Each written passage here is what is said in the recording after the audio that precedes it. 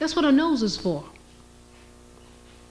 My nose is a problem only if it cannot allow me to do what it is supposed to do. My mouth is a problem if I can't eat, if I can't talk. But the size of it, the shape of it cannot determine, that cannot be a problem for my mouth. Okay? So please, brothers, sisters, go in yourself. I'm sure all of you here have heard enough conferences. You've read enough books. You've seen a lot of things. What you don't have is you have not taken all of this in, kneaded down with your own experience. When it comes out of your mouth, it should not be a quote. Don't go out there and say, oh, Bayyinah Bello said, please. That's not honoring me. I'll be very happy if I hear you say that what comes out of your mouth is not a quote, but a conviction out of your heart through your mouth. An excellent example is Cuba. That's right. And that's what most of us don't know how to do. That's right. Most of us go into a either or. Well, I'm against the white man. I don't want anything. I'm going to walk bare feet because the white man made the shoes. I'm going to walk naked because the white man made the clothes. I'm going to sit on the floor because the white man made the chairs. Okay. If you want, that's all right. But there's another way. You could learn from the chair he has made and make your own chair that fits your big behind. You can make your own whatever using the technique. The principle is forever. It's universal. It belongs to nobody. This white man that you're busy giving him credit for everything, he went all around and stole from all of us. Most often he's bringing back things he took from you. He brings it back to you and you say, whoo, he's a genius. No. Yeah. You're not gonna, don't say, I'm not going to do, I'm not going. No, go. Learn. Study. But don't spit it out like a parakeet. No. Take it in. Knead it down. Make a dough with your own experience, with your own reality. And then when you're going to speak about it, you're going to bring out your conviction, your vision, your point of view. According to Dr. So-and-so, please. I know they condition us in the schools because they don't want us to say nothing and say, well, where did you get that information? And they condition you that continuously you got a name. Dr. So-and-so say, Dr. So-and-so say. Dr. So-and-so say a lot of stupid things. Even very brilliant so-and-sos say a lot of stupid things. Because all of us are human. For every portion of intelligent things we say, and we, Bayyinah included. And you would do me a favor and an honor if when you look at what I say, when you read what I write, you say, yeah, I agree with her here. Yeah, that's right. This I feel, that's correct. But this one here, no, there the sister she took off. I don't see it. I don't view it that way. I think this way, there you help me. Don't say every word out of her mouth is God's given truth. That's not true. That doesn't exist, this person. So go in. Take all of this, knead it down, make your own, and bring out your thing. I'm always hoping whenever I come before any group, especially when there are younger people here in the group, that one day I hope to sit in the audience and look at somebody who used to come and listen to me and see how this person brings the information they have gathered from all around, bring it inside themselves, and then spit it out, their own conviction, not quotes. This whole quote business is out. Don't tell me what somebody else said. Tell me what you believe, what you're convinced of. And if you speak what you're convinced of, It will make your action, it will give weight to your actions. You will act on what you say. And it will be your conviction acting. And that will give strength to your actions. And our combined action can be a strike or a movement that brings the result that we want. Thank you for your attention. May the force be with you, your own force.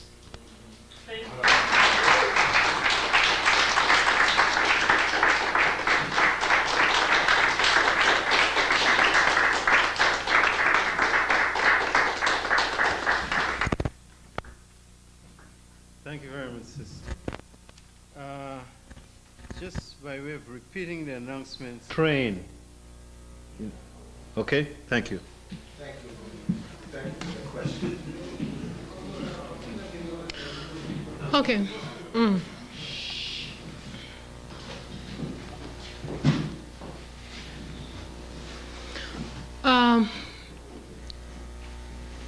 In a very few words, if there is one revolution we could say was run by women, it is the Haitian Revolution. When you take into consideration, and this is not an exaggeration, Toussaint Louverture, who's a main person, main initiator of all of this, most French official who wrote about him continuously said he fought like a woman. But of course he never said why. The reason is very simple. He was taught to fight by women from Dahomey. That's who trained Toussaint on his fighting skills.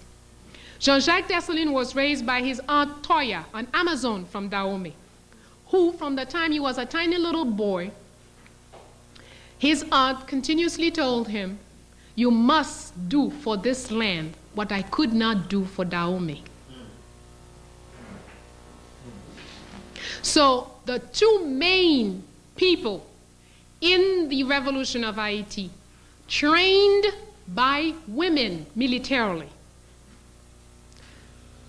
Besides this, from Toussaint Louverture himself, letters that he wrote, he said every troop was made of 1/3 women. 1/3 of every troop was 1/3 of every battalion, if we could say, was made of women. And there was a large percentage of children also. And Toussaint Louverture still explained, as they would go into attack, the first people to enter the battlefield had to be the women. Because they were more flexible, they would crawl on the ground through the bushes and come very close to the enemy. And then they would start making this very special noise they know how to make with their mouth that would sort of confuse the enemy camp. And it was also the women's job to go to the enemy and remove the cannon. You know, in those days, the cannon was a very important instrument. As long as the enemy had cannon and you didn't have, you cannot approach the enemy.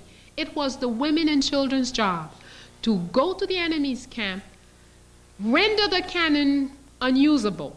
And I tell you, sometimes a mother would take her child and throw it in the cannon's mouth. Or throw herself in the cannon. When you're talking about slaves who would throw themselves inside the cannon's mouth to make it unoperative, these were women doing this. And once one of us would throw ourselves in and make it inoperative, then the French would not bother with it anymore. Then the others would come in and push it out the way and carry it to our camp. That was the women's job. So without any question, the role of women in the Haitian Revolution is not measurable. Besides, this is a general, we have women like Marie-Jeanne, who was in charge of security. Who gave Jean-Jacques Dessalines security? Marie-Jeanne and her band. She had a troop of female only. And Dessalines said himself, "I never feel as secure as when Marie-Jeanne herself is assuring my security." Marie-Jeanne. women officers in the army, Lieutenant Pierrette Jolibois, Lieutenant Sanit Belair, Captain Guillemette Charlot, lots of women.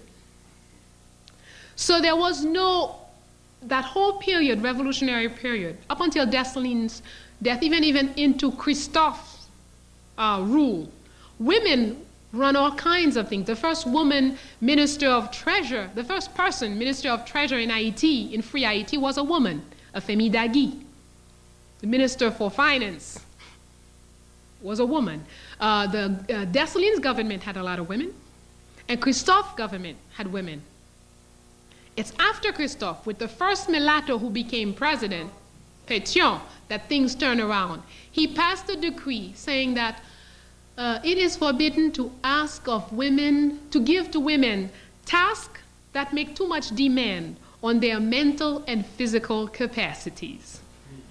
So therefore, from this point on, women are not allowed in a public function, okay? So there's no question about the role of women in Haiti's war.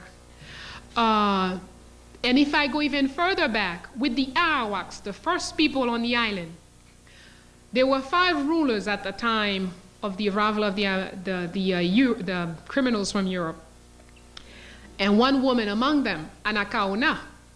Of the 5 rulers, she's the one who lasted longer, who fought them longer, and they were unable to capture her militarily. And that's why Ovando wrote to Spain and said, he has tried everything militarily to capture this woman, impossible. He must be allowed to use ruse. And that's how they pretended they wanted a peace treaty, and then in the peace treaty, when she went for the peace treaty and they grabbed her, set fire, and that's, peace treaties we know all about. We should know all about them by now. Okay? So there is no doubt about the Haitian. But besides Haiti, we need to know all of our history. We are not, I don't know about you, but me, yes, I live in Haiti. I was born in Haiti. Haiti is my country. I have a Haitian passport. But when I'm in Nigeria, I'm Nigerian. When I'm in New York, I'm a Black American. When I'm in Jamaica, I'm Jamaican. The earth is mine. That's my land.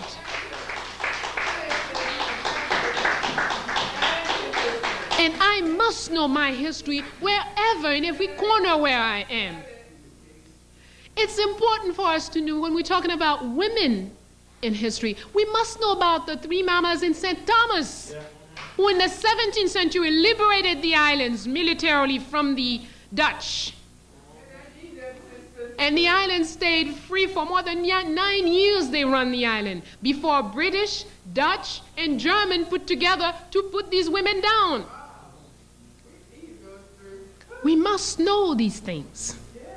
We must know women liberation didn't start in 1960 when we started burning bras. Makeda in Ethiopia, in Saba, she was a woman ruler who came after 3,000 years of uninterrupted rule by women. In her country, they could not imagine that a man could rule a country because they felt, first of all, they hadn't seen it. They've always known a woman ruling the country. And second, they felt with the natural talents of women for details, men did not have what it takes to run a country.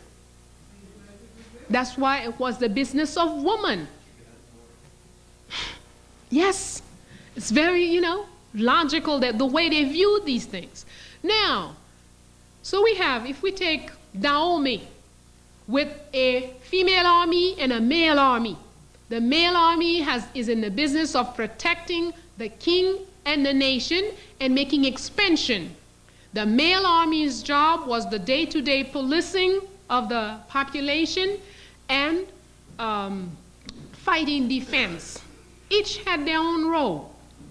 But in all of our societies, all over Africa, there has never been this concept that women can't, and women don't, or women are less than. No. We are different. We have to know our own forces. Why 2 armies? Very simple.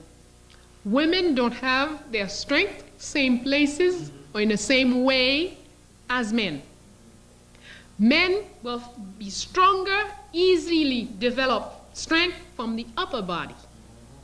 Women, their strength is more easily developed from the lower body. So, if I become a policewoman in today's police force, they're going to teach me to fight like a man. I'm never going to be equal to any man on that police force. I cannot be. Because the force they're asking me, the part that they're asking me to put into play, are not the ones that are natural to me as a woman. I can be equal or better to any man when I know how to fight as women do, naturally. Not learning to fight as a man. It's like you ask a dog to be like a cat. Okay? So that's why it is, we've always seen in African traditional societies, women are equal to men, but each have their own role. They have their times where they must be separate. The women must get together to get certain things done. The men get together to get other things done. And then there are specific places where we're going to come together to do a specific thing. Okay? But it doesn't mean separate. But the white men usually say, you see, yeah, women one side, men the other. Oh, that's racism. No, they have another word for it. Sexism. Thank you. Please, let's not get into this kind of crap. Question. What is the black community doing? Can you give us an update? I'm sorry. Brother Looney asked me to show you. We have 2 pamphlets in the back. 2 lectures that I've given. This is the most recent, the one I gave yesterday. The one that I was aided by farmers in my country to write. And they are available in the back, $5 each. Can you give us an update on the struggle in Haiti and Haiti, thank you. Sorry. And give us an update on what is the black community doing, applying pressure for Francois to go back to face trial in Haiti. Oh, there is no such thing as far as I know. No? There is nobody really working at hated in this. People have seen, first of all, people are extremely disappointed. Back home? Back home. Extremely disappointed. Kept hungry, very hungry. When you're hungry, you can't think right. There are a lot of things that you cannot do. Without jobs, stress. Even your sister right here came in as a ball of nerves. Was not very certain that she would make it to the plane a couple of days ago. So, you're seeing a refreshed Bayyinah. If you'd seen me Thursday night, you probably wouldn't recognize me.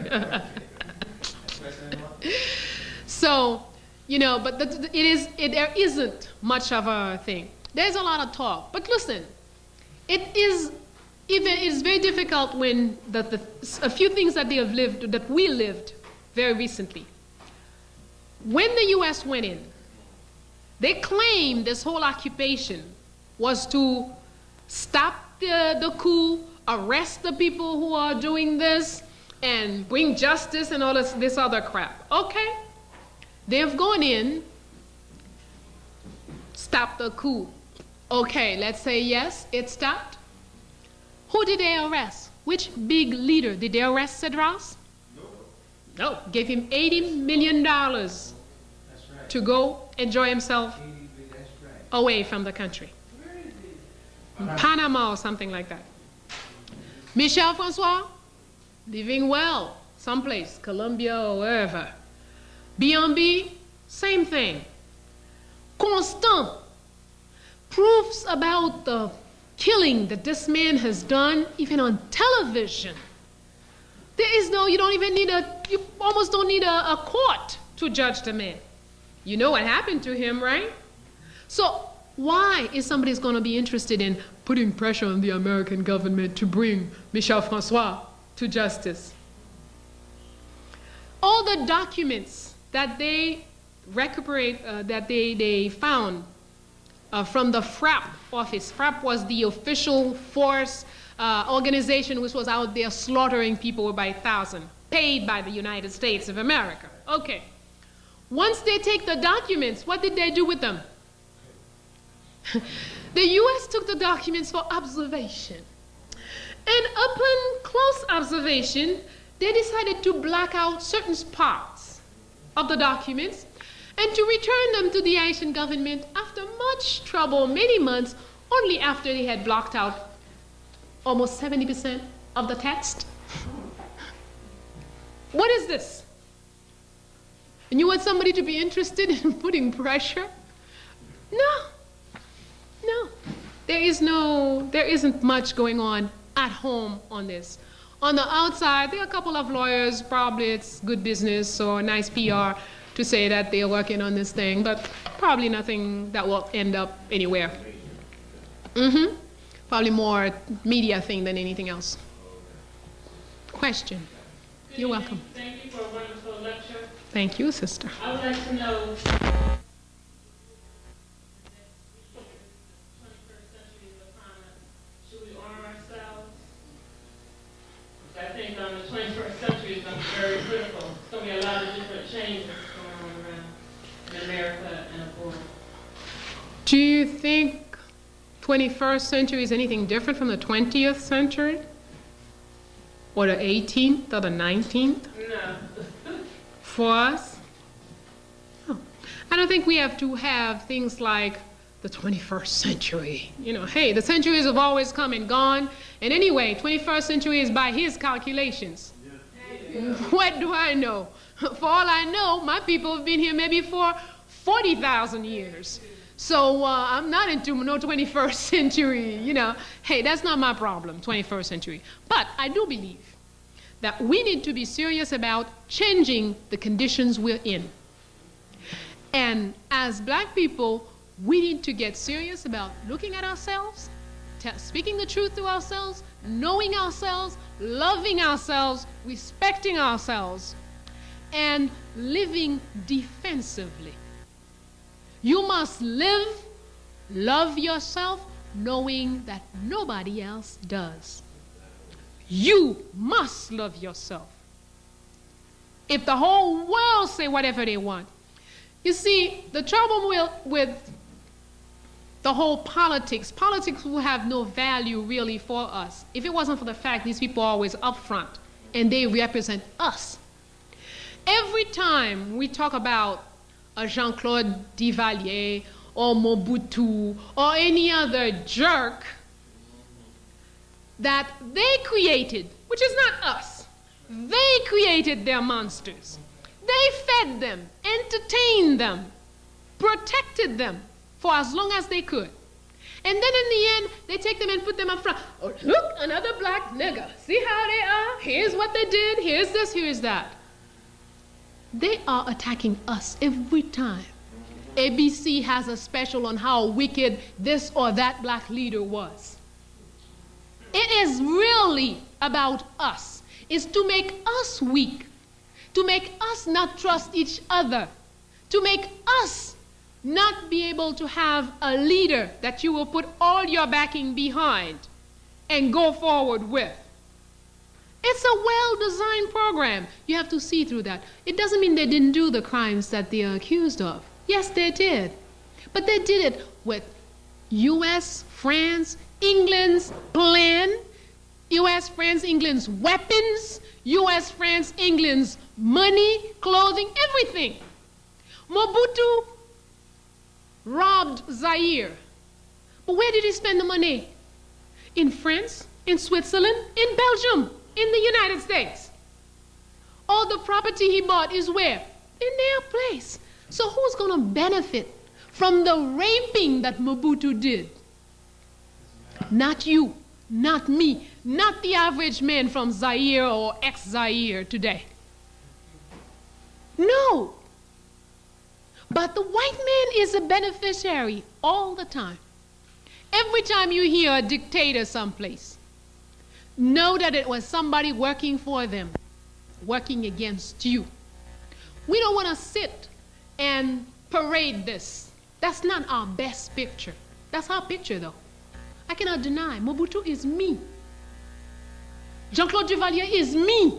I cannot deny it. I must face up to that. Because as long as I say, well, it's Duvalier, one day, if I'm placed in the same position, I will find myself doing exactly the same thing while I'm blaming Duvalier. No, I must know the facts, and I must protect myself. But for my children, I don't need to constantly talk about Duvalier and Mobutu and all this other crap. What is important is that we know they were forged by him. They are his constructions, his fabrications, and that's not the way for me to live. And I must teach myself every day to love me, because if I love me, I will have to love you. If I love me, I cannot not love him, because he is me and I am him. You are me and I am you. I must love and protect you. And for our children, we must put our best forward. That's why it's important for history to find the great things that our people did in the past and put that in front of our children, so they have an image of great black women, great black men, so they can aspire to be. Not constantly put in front of them the Duvaliers and the Mobutus. Those are the white man's trash. He can keep them, put them in his own history books. Yes, sir. Mm-hmm.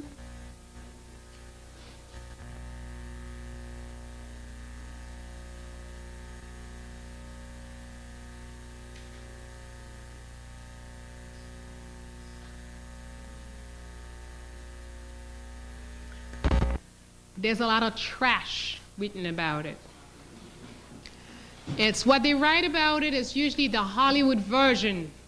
You know, stick the pin in the doll, and somebody has a stomach pain, and, you know, a whole bunch of nonsense. I don't say that these things cannot happen, okay? But the way it's presented, it's not presented with any way that you can understand what's going on. You could do anyone who is truly into himself and who has the forces that are ours, that live in us. I don't have to stick a pin in a doll to give you a stomach pain. If you have treated unjustly, I can sit anywhere, meditate, and deal with you. We all have this power. It's not a special power. It's that most of us don't know how to tap within and deal with this. Sound is energy. With energy, you create matter. I'm sure you've seen children people call Porky. This is my little Porky. Porky, come here. Porky, da-da-da. Go to your mommy, Porky.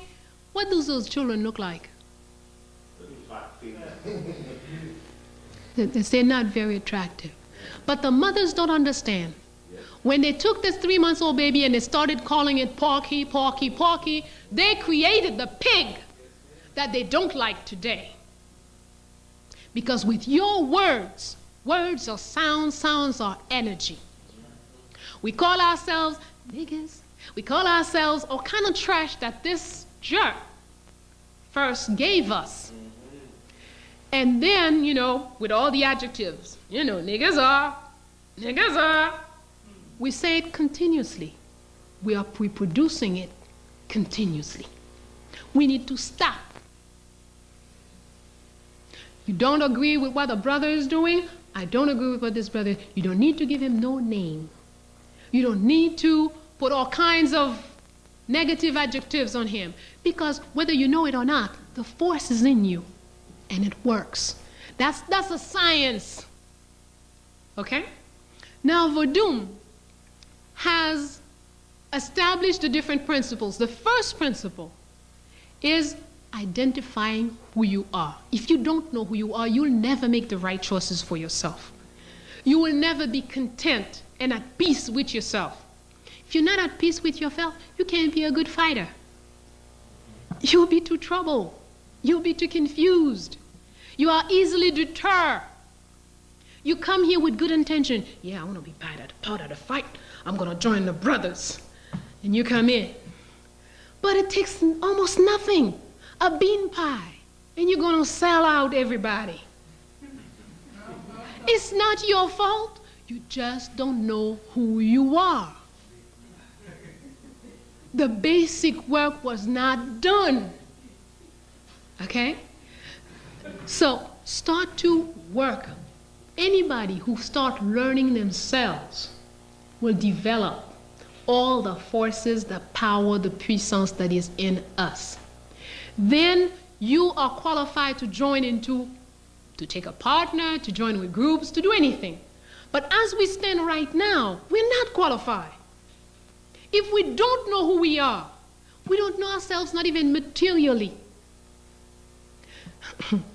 Again, learning from the peasants. One peasant asked me, "Did you pee this morning when you got up?" And I thought, what kind of question is this? Boy, see, this man didn't go to school. I said, "Yes, I did." "What color was it?" "What you mean, what color was it?" "Color, regular color." I said, "You see, knowledge of self begin by knowing your body. What goes in and what goes out. What goes out is an indication as to the state of your health. If you do not know the natural color of what you eliminate, how can you know when you're not well? Because that's the first indication. If you have a fever, the color of your urine will change. If you have stomach problems, before your stomach starts to hurt, before you do this, before you do that, the color will change. You don't need a doctor to tell you you have gas. The minute you go, if it doesn't go to the bottom of the bowl, it stays up there and float, it's obvious. You have major gas problem. And you must know what to eat and what to drink that will eliminate the level of acid in your digestive tract. But if you get up from there as if that's not you,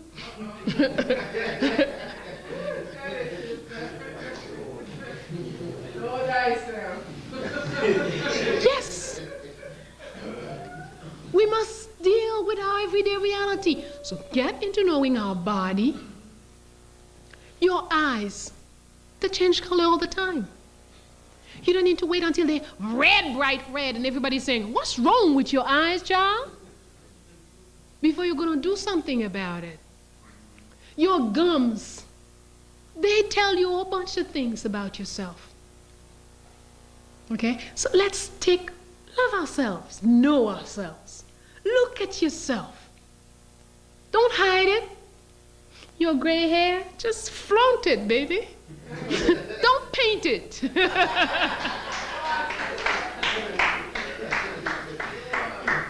These are facts of life. Accept yourself.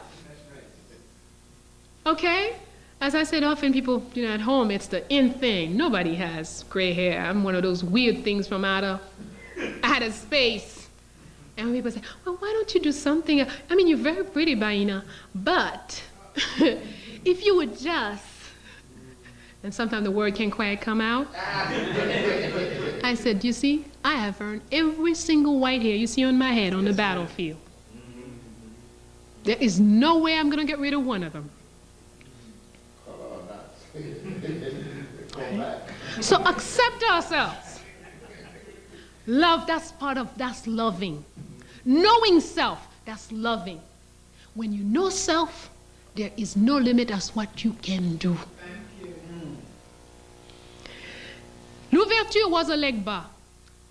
Dessalines was an ogu. Two characters who shouldn't get along because they're so different. Dessalines, the ogu, is all ready to go. He's always in a hurry. He's always ready to move. Legba has 1,000 words to say something that could be said in 3 words. And he will, when Legba speaks, we all in this room, we could be fighting. We fight, we don't agree, I don't agree with him, he doesn't agree with him, nobody agrees. Legba comes in and speaks, we all agree with Legba. Because the way he said what he said, we each found what we wanted out of what he said. That's one of his talents. So I must, if Ogun want to crush Legba and take over where Legba is, the land, he will fail in what he's going to do. Because the space would not have been prepared. Because Legba's job, Legba's talent is there to prepare the road for Ogun. Ogun must wait his turn. But you must know who you are. You must know who you are. There isn't a knowledge greater than the knowledge of self. No, nowhere. The tree makes a beautiful mango. The mango tree will make beautiful mangoes. The better that tree knows the reason I exist is to make mangoes. The beautiful flower knows that it has come, even if it's only for one day. If you're a gorgeous flower, but it's only, you said, well, it only lasted a day. That's all it was meant to be. It only lasted 6 hours. That's all it was. It came here to be this beautiful thing for 6 hours. That's it. And it accepts this. It doesn't wish to last 1 minute longer. We must do the same thing. Some of us in this, thank you, in this battle, we are only here to speak one word. You only came into existence to go, hey, excuse me. Crispus Attucks. What do you know about Crispus Attucks? First fool to die for some crack. All right, that doesn't matter. Don't call my brother a fool, I'm sorry. All right. What did he do? Threw some rocks and some crackers and got shot. All right. That's all he existed for. He did his job. That's why 200 years later you're talking about him. You see? He did the one thing he came to do. He did it, and he was gone. A 15-minute flower. But yet, 200 years later, here we are. Oh yeah, Crispus Attucks. Crispus Attucks. You don't know what your 30-second or whatever it is your mission is. Mission doesn't mean I have to be the leader of blah, blah, blah and last 150 years. No. Right now we have a situation in Ghana. Jerry Rawlings has been the president of Ghana for a number of years. I don't remember anymore. 15, 17 now? Okay. Okay. Has done a beautiful job. Wonderful things in Ghana. But you know why he's going to fail? He's not going to know when it's time to go. And what will happen? At the end, everything wonderful he did will no longer be seen, will no longer be appreciated. And people will see him as just another military man who took power and did all the crap that everybody else did. And it's not true. And it's too bad.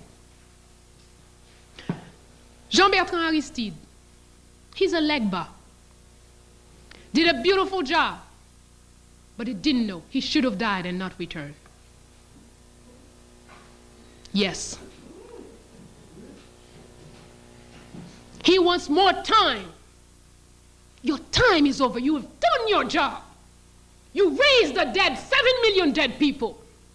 You made them believe. Then you should die and live forever in their hearts. Yes, and yet tomorrow we will hear all kinds of terrible things about him. And that's too bad, because that would be bad for us. We must know ourselves and know ourselves well enough to know when our time is up. Toussaint Louverture was a great man and a wonderful Legba, because he knew everybody came and tell him, that's a trap. The white man is going to get you. He said, I got to go anyway. He went. Yes, they grabbed him. Yes, they carried him to France. Yes, they locked him up in jail. Yes, they opened off the roof and let the snow come in and eat the man alive. But he had done his job. And he left a proper space for Ogun to come in and finish the job. We must know when to go. We must know when to come. When you know yourself, you cannot try to buy more time. Because what is more time for you is bad for the collective. Because the good is what is good for us all, not what is good for me. And when I get what I want, then I put all of us in a mess. So, learn who you are. Concentrate. Look at yourself. Face up to yourself. And you will see, you will not have to go into this books and that book and this person. A lot of things. And if there's one book to guide you as far as Vadum is concerned, Divine Horseman is the only worthwhile book in English. All the rest is Hollywood trash by Maya Deren. Divine Horseman by Maya Deren.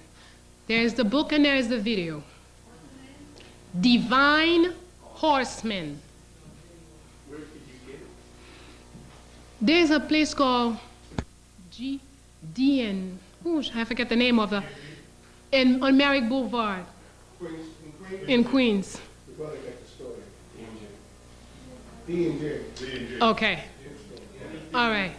Jersey, like any bookstore or? I don't know. Maybe also Head Start in Brooklyn. They don't exist. Huh? Local community responded to the news of the brother Abner Louima when they heard. And what was the response? Because I understand they had some Haitian policemen from the New York City police force who were actually training the local forces. And of course, they had to bring them back in order. What was the local reaction? Bad news in Haiti? Blackout, whiteout. Was no news in Haiti. When it finally came out, I called so many stations at home, telling them, what is this? I'm listening to the news and you're not even mentioning Louima? Don't you know? Well, yeah, I was thinking that we have something on that. Well, probably tomorrow's news, something. Anyway, I think it was something like at least 4 days after everything had gone, that one or two stations timidly announced that a brother who might be Haitian was brutalized by New York City police. Okay? It was mostly through people who knew about it, knew from people calling their families, and you know, the news came like this. But no, nothing major. But I could tell you, on the other hand, we had to tolerate hours and hours of Lady Diana died. The royal leader. The royal leader. And flowers. And flowers. And flowers. Please. Don't forget the song. Yes, sir. To the Million Man March, and I would like to know how you think that they responded to the Women's Million Man March, or did it reach them? Did it have an effect, or a profound effect on them? No. Let me tell you, we are very advanced in Haiti. We're not into all that crap, Million Man March and all this other stuff, the black this and black that. Yeah? We're very advanced. We're into, right now there's a station, a private station in Haiti that is playing Playboy Station. We get special programs on lesbian something night or whatever it was, you know, that's the kind of crap. The national TV, the new director of the national TV has announced in big pomp that he's going to really revamp the station. We're going to have wonderful things. Very soon we'll start having Dynasty, we'll start having, I don't know, All My Children or whatever. That's what's happening. Yeah.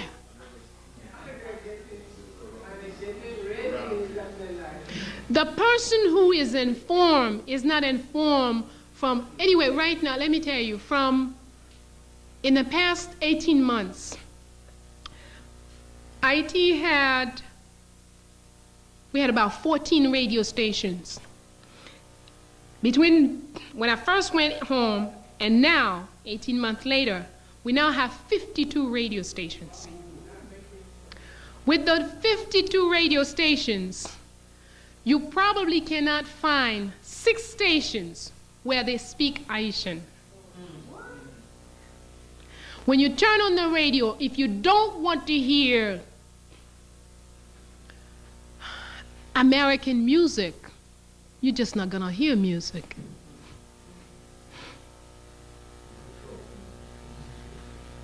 Okay? These are facts. So, excuse me? Well, they do regularly, but you see, even that's not the solution. The problem is not the building. See, after we burn it down, we still have to buy, to send outside, to import the iron, the cement, everything you need to rebuild. Then you have all this rubble there for a long time that can hurt children, that is eyesore, everything you want. Not the solution. Problem is you gotta get up here and implode it from inside. We have to stop the burning down. We do this, Haiti is very, very quick. Haitians are good and quick at this. Burn things down. We did a lot of burning after Duvalier, before we would bring Duvalier down, and after he left, we did a whole bunch of burning and destruction. Didn't bring us to nothing better. We had Nanfi. After bring down Nanfi, we did a lot of burning and killing again. Didn't bring us no place. We had Avril. After Avril, we did more burning and killing. Brought us nowhere. And even when we got somebody who was someone who had the aspirations of the people in him, they snatched him away. We were not smart enough to put the right structure around him to keep him in. We got to look at facts. We can't always blame somebody else, or we'll never be stronger. We must look at what we do. Yes, that's true. Washington organized the coup. Washington took the president out. Washington organized the 3 years of slaughtering in order to bring the people to their knees so they could come in with their occupation. But what was our plan? What plan did we have? Should we not have known that a president who speaks like Jean-Bertrand Aristide would be in total danger continuously every second of his life? Shouldn't we not have known that? What plan did we have to protect him? None. What plan did we have to protect his ideas? None. What plan did we have that if he was taken out of the country, we would still continue to govern underground? Nothing. So, you have no plan, I have a plan, my plan will succeed. Okay? And he is working so well.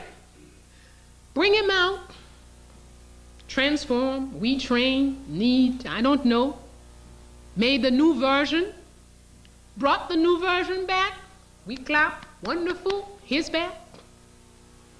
He can't speak like he used to. He don't act like he used to.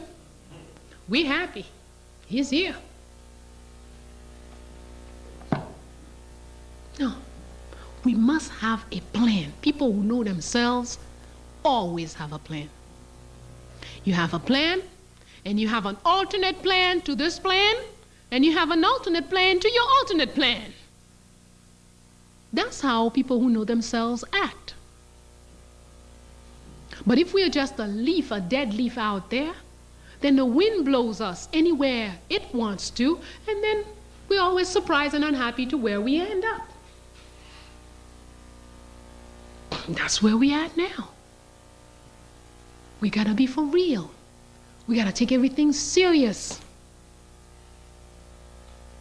My children, today, all three of my boys have a master's degree. They're all running their lives. As a matter of fact, if it wasn't for one of them, I wouldn't be here today because I didn't have the money to buy the ticket. Okay.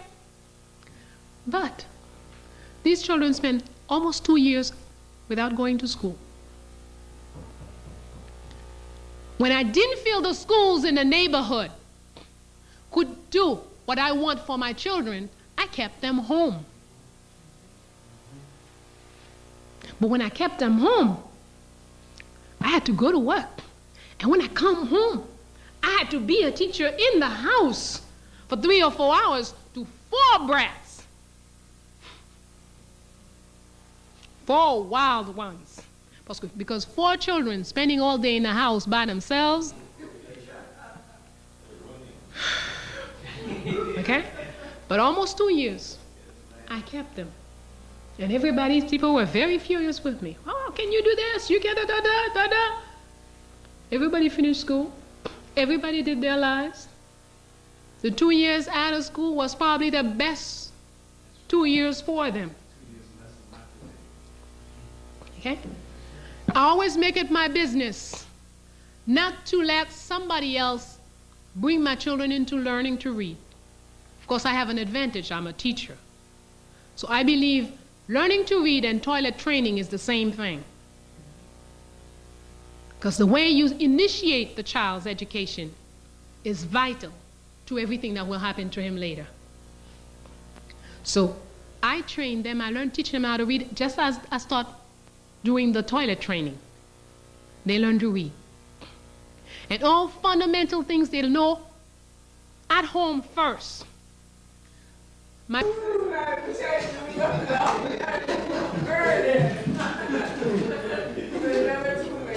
Must educate our children. We must. Thank you. I love that crazy though. When they're asking for toys, Christmas gifts, I have never bought a Christmas gift for any of my children. When they started raising havoc on the house, well, mommy, everybody else has da-da-da-da. Because at a certain age, no matter how you start them young, at a certain age, they want to be like everybody else. So they'll start putting pressure on you. Say, okay.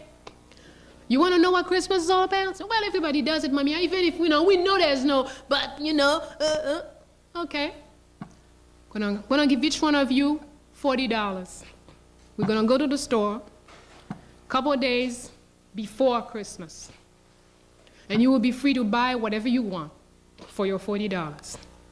But I'm going to tell you, if you're smart, you're not going to spend your money. You're going to wait after, and we're going to come back to the same store, and you're going to see how much you can buy for your $40.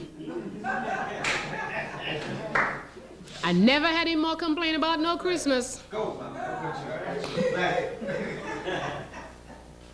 It's true. We must take seriously. You see, if we come to 1,000 conference, to all kinds of places and listen to all kinds of things, then tomorrow we go home and do business as usual, it will never have any value. It is up to us to validate the knowledge that we gain. My second son got married last October. He went out with this girl for 8 years or 9 years, for a long time, all through high school, I think, and all of college and whatnot, long time. The girl wanted to get married. My son wasn't all this, and we talked. Every time I talk about it, it says, only problem, mommy. I mean, after everything, I know she's sort of a black woman, but she's kind of light, and she's Her hair is not like yours. I had to have a lot of talks with my son. Make him understand. We're not going to get into how kinky your hair is, what degree of blackness your skin is. Is she a black woman or not? She is. If she's a black woman and she believes in Africanness and she is ready to train your children into what you've been raised into, what's your problem? But I understand. My son has been raised in such a way, he loved the girl. He loves the girl. But he hesitated because somewhere there was a confusion as to she wasn't dark enough, she wasn't this enough, she wasn't to him, as he would say, he says, well, I imagine, for all my life, Mommy, you've said, I always said I have a favorite child. This is my favorite son, Sidi. And people say, you shouldn't say that. No mother should have a favorite. I say, yes, I do have a favorite child. But, well, why do you say that? He says, he's the darkest. So he's the one who have the most problem with this society. So he's got to have more love than anybody else. That's my favorite child. So then he felt, I have always benefited from all this love, knowing that you love me because I was the darkest. How can I today turn around and love a woman that is not as dark as me? And I had to work again, do the education again to make him understand, no, we're not going to measure, And this girl, life would have it, she is light to my son, but she's the darkest in her family. And she has suffered from being the darkest among the children of her parents.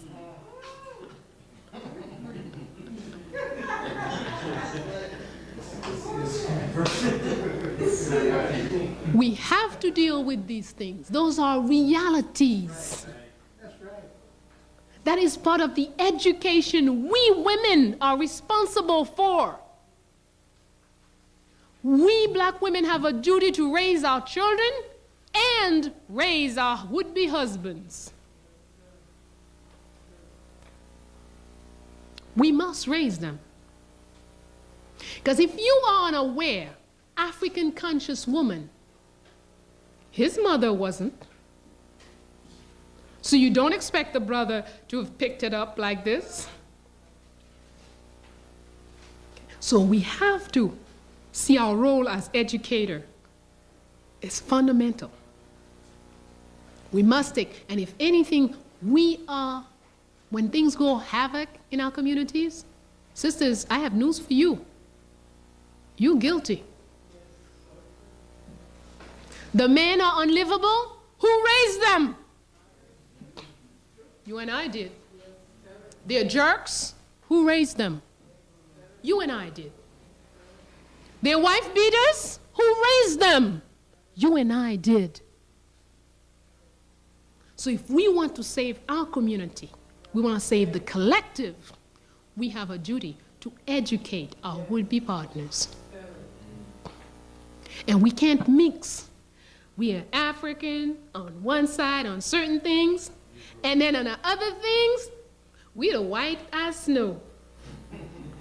Can't go that way. That's right. That's right. It's either this or that. And here are lots of things about traditional African life and society that most of us can't bear to hear. Jean-Jacques Dessalines, when he met Marie-Claire Heureuse Félicité Bonheur Dessalines, who should become his wife, she posed 4 conditions in order for her to become his wife. He was shocked. When he asked her to marry him, here he is, Général de Division, in all his brilliant uniforms of the French army, with all his, And he asked this woman who's nobody to marry him. She says, no, I don't think I want to get married. What you mean? I'm the future liberator of this country. I say, yeah, but I don't want to get married. I don't think I want to get married. I have a mission in my life. I want to do this, this, this, this. Well, if you become my wife, you'll have more means to do this. He says, well, I don't think you could agree to the conditions I would want in order to marry. Well, tell me. Number one, you have a lot of children in this country. You would have to recognize each and every one of them. That was her first condition. So you can't be a liberator and have bastards running all over the place. Number two, there are women who have children for you. They can hardly survive. You earning nice salary. They're entitled to a better life.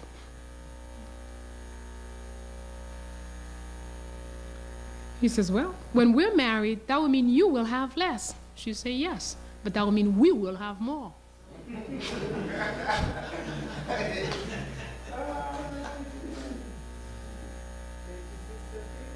The last condition she posed, she says, your enemies cannot be automatically my enemies.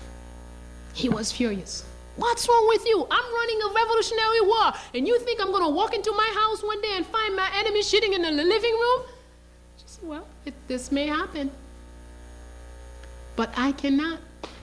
Because you say this is your enemy, that I have to say it's mine. No. If there's a good reason for me to talk to this person, who knows? I may have to negotiate between you and him. I can't give up in advance all my power and strength because I'm your wife. This is 1801, this woman was talking like that. And then they want to talk to me about some woman liberation of 1970 or something. I'm sorry, I have great models as to what a woman is, because I've studied my history. And I strive each day to know myself. In the end, he agreed to all the conditions, recognized all the children. And among his children, there were 4 who no longer had a mother. She said, that's okay. I will recognize them with you. Those will be our 4 children. So you see, the African mind, an African woman doesn't view things like a Western woman. We cannot think in terms of, with my children, if he takes those children, and there is no those children. All these children are our children. And if I want the welfare of anybody, I want the welfare of every child. That's my tomorrow. That's my guarantee into the future. And when I know this, it makes no difference. If I've done my job, the way I'm living today in Haiti, any day you could hear, Bayyinah is dead, 2 bullets, or whatever. It's okay. I have never, one day, when I could, not do what I'm supposed to do. I know that I am born to teach. And I didn't learn it because I went to the man's school. I was a teacher when I was a child at home. At 6, I played teacher. At 9, I taught my grandmother, who was making us recite our lessons and holding the book upside down. I taught her how to read. I always have been a teacher. That's why when somebody tells me, I want you to be the minister of blah, blah, blah, I said, no, that's not my profession. I'm a teacher. And you know, sometimes presidents don't like you to tell them no. So for something as simple as that, you could be dead. But that's okay. I am a teacher.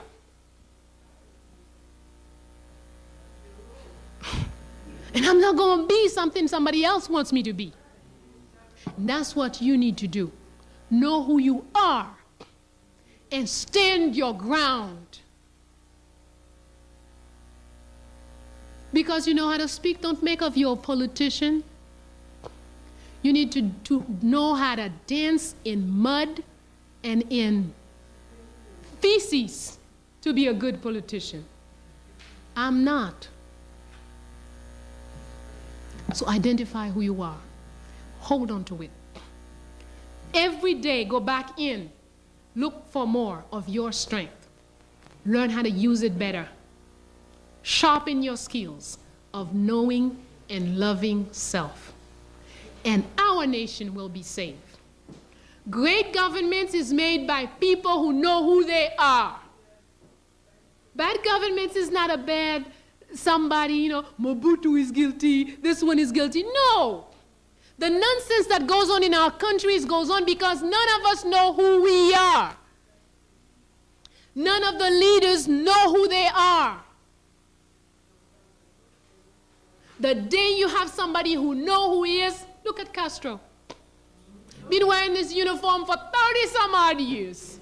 Man, he knows who he is. He has no qualms about it. No.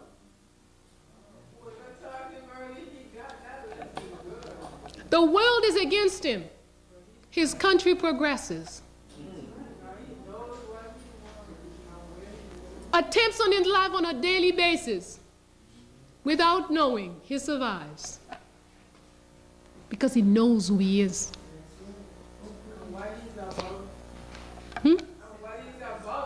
That's right. Once you know who you are, your mission is clear. Okay? So know who you are, so you don't have to go. One day I'm a communist, I'm a capitalist, I'm a communist, but I gotta have a nice car. I'm into Jesus. Jesus, please, Lord, give me a big, big house. No, that's not a Jesus. You're a capitalist. When a priest or pastor is on the television telling you, look how well he's doing because he's got 10,000 diamond rings here and da-da-da-da-da, that's not a priest. That's a capitalist. He just don't know it. But he's in the business of selling Jesus. That's how it's done. Thank you very much. Oh, I'm sorry. Sister has a question. From Ifa. Mm-hmm. I believe in most of the things you say. You still have the African mind in you. So even though you are working also, and I want to make comments about the voodoo. Because when you mentioned voodoo is Africa, also the gentleman there asks you how can he learn about voodoo, right? So he could practice it with his family, him and his family also. We told him to go and buy a book also.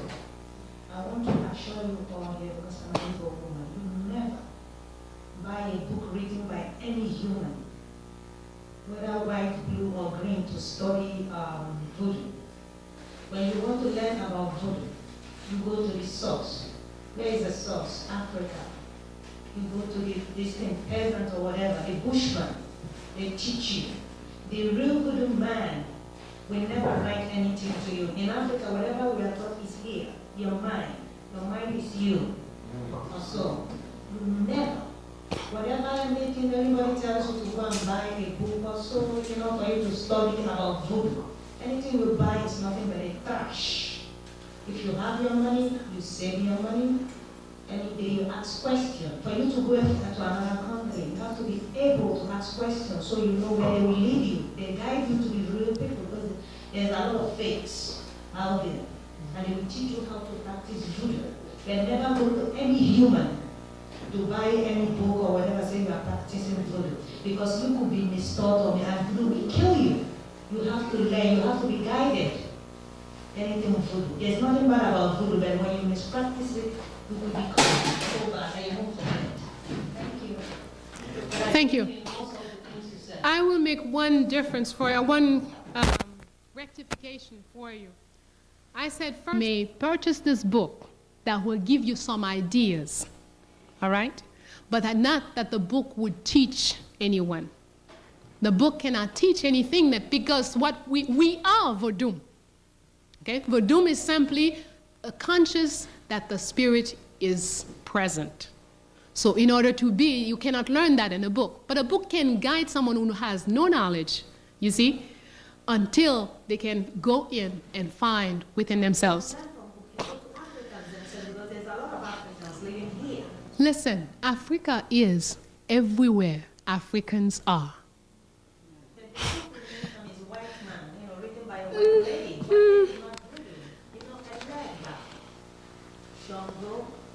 look all these gods that you mentioned, even you can tell because these are Yoruba gods.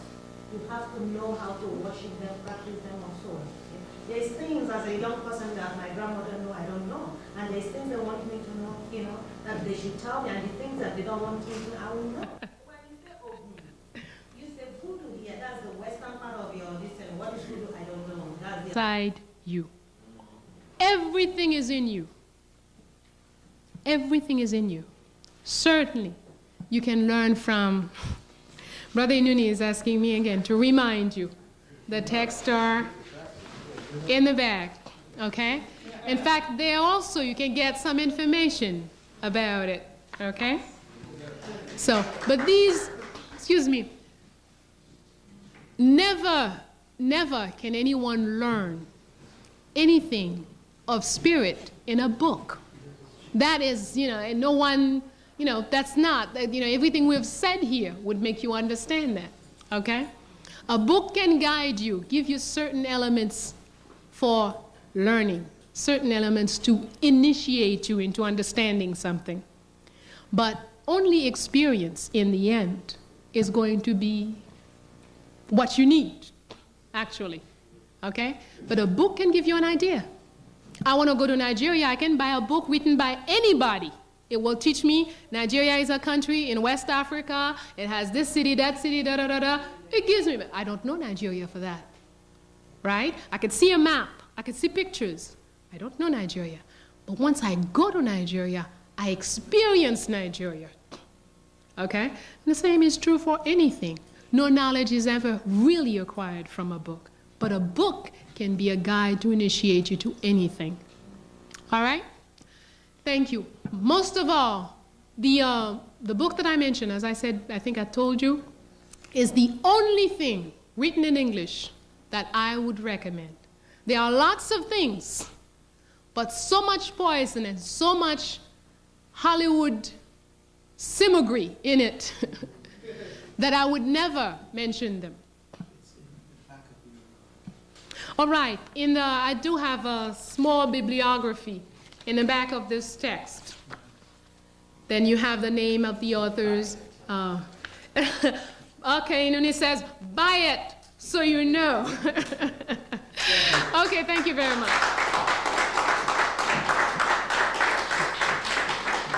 Thank you very much, my sister. See you next week. Yes. Come back next week. Oh,